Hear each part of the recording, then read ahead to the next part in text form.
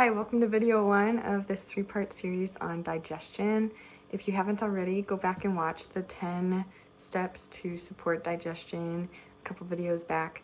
And yeah, let's get started. If you've ever felt like you're already eating pretty healthy, but you're not feeling the benefit of what you thought a healthy lifestyle would look like, that's really hard to stay motivated. And this is where a lot of people can get frustrated. You're quote unquote doing the right thing, but you're not experiencing the health that you thought was going to come alongside of it. In functional nutrition, there's a really key important point that I want to really emphasize, and I will continue to emphasize, but especially today, I want to emphasize that it's not just about what you eat, but about what your body can do with what you eat. You could be eating the perfect diet and unfortunately not really getting any of the nutrients or vitamins or minerals from that, therefore not feeling better because you're not actually able to fuel your body. And this is not a shame thing. This is not your fault.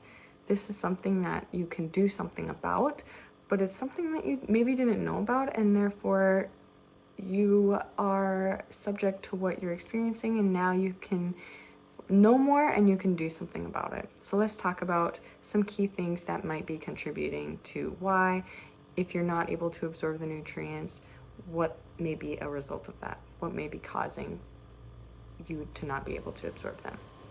Stomach acid is a really big one. A lot of people are low in stomach acid, which is contrary to what people would assume, or at least what I assumed, is that we have too much. So when I'm having heartburn or stomach aches, I used to take an antacid, or a lot of people were on PPIs for a time and thought that, oh, I'm feeling momentarily relief.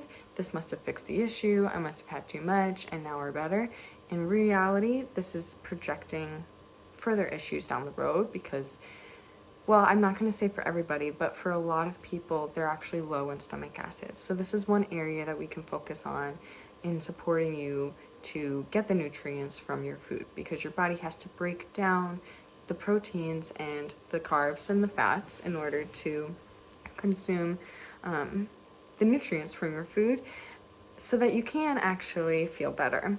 So stomach acid is a really big one, and we'll talk more about that in another video. Another really big one for why you might still feel bloated or constipated or be having indigestion when you're eating a really great diet, perfect diet, is digestive enzymes.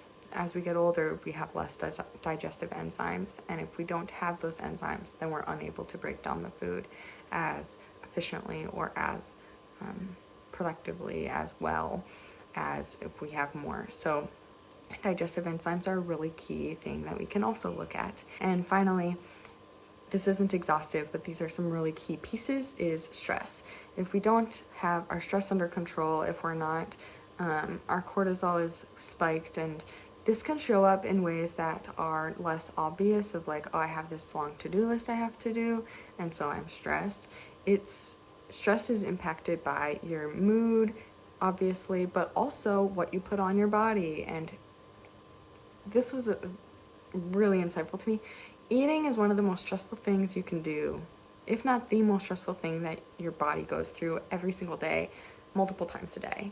So if we're not calm and taking deep breaths and chewing thoroughly while we're eating, that is really stressful on our body. I heard it once, we only have one set of teeth, and so if we're not chewing thoroughly, our body is going to reap the consequences of that. If we're not calm while we're eating, we're not in a rest and digest state. That's what we want to get to. We want to get to that calm state while we're eating so that our body can actually process the food.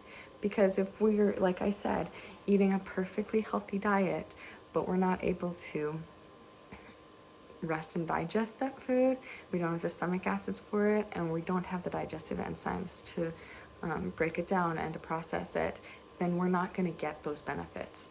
And so in my program, you can work with me. We look at those 3 things and more, and we say, okay, what area could we focus on with you? Because if we are not looking at the roots of what's causing your issues, then those issues are going to come back and bite you again later. So why not just shift the dial a little bit to improve our lifestyle so that we can glean those benefits from the foods that we're working so hard to enjoy? Well, not even working hard. I personally really enjoy them. There's a lot of really tasty foods. That's another thing we can talk about is recipes. So anyway, I'm going off on a tangent.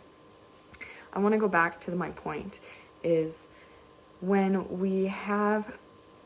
we're supposedly consuming a lot of raw vegetables and fruits and high quality meats or whatever your body can tolerate, if you're not getting those benefits from it, it's like you are having mail delivered, but you're not checking your mailbox and you're not able to receive the mail, even though it's been delivered to you.